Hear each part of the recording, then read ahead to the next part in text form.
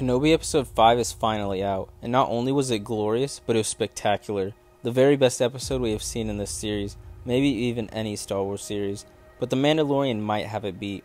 I'm not sure yet. I need some time to let it completely marinate. I'm still way too hyped over this one. But one of the best things from this episode was definitely the training moment between Obi-Wan Kenobi and his Padawan Anakin Skywalker.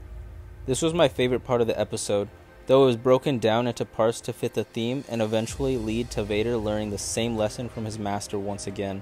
As Anakin says himself, he is a slow learner. It's great that we get to see Coruscant once again, specifically the beautiful skyline and then the Jedi Temple where the two Jedi have their duel. We start off with Anakin, who greets his master by bowing out of respect for him.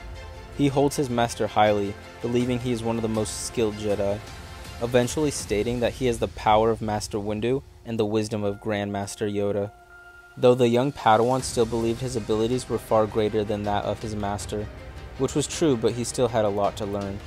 Anakin tells Obi-Wan how he believed he wouldn't show, which he replies with, "Good, then maybe I stand more of a chance this time."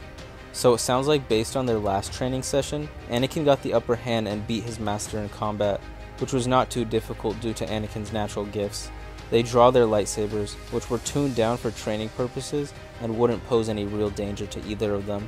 For a moment they begin to circle one another, Obi-Wan using his preferred fighting style, Sorsu, which he picked up shortly after Qui-Gon's death, though occasionally using a Turu, which is what he used against Maul as a Padawan and against Dooku during their fight on Geonosis, which takes place a little after this point in time. Anakin remains to use Dejimso, which fits his personality and allows him to be much more offensive while using physical strength throughout his fights, as we'll see during this training session. Anakin is also the one to swing first, starting off their duel and taking the more aggressive approach, which Obi-Wan reminds him quickly that as a Jedi they are tasked with defending life, not taking it. His response is that mercy doesn't defeat the enemy, as he would much rather take them out instead of sparing them to avoid any future problems they might bring. Anakin is hyper-focused on winning, and that is his main objective. After he eventually disarms his master, Obi-Wan explains how his need for victory blinds him. He is so dedicated to winning that he misses things and becomes reckless.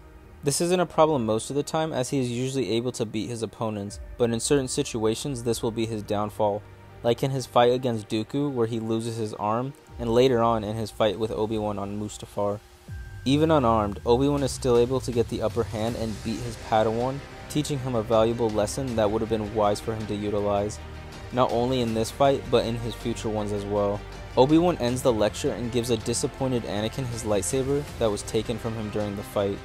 Now, like I said earlier, this was my favorite sequence, and it was really interesting to get a look at the training that occurred between the pair. What did you guys think of this scene? Do you think it would have fit better in an earlier episode, or did you like what they did with it here? Let me know down below, and for more Star Wars content, make sure to join the Empire by subscribing to the channel. Now I'll see you all in the next one, and as always, may the Force be with you, my friends.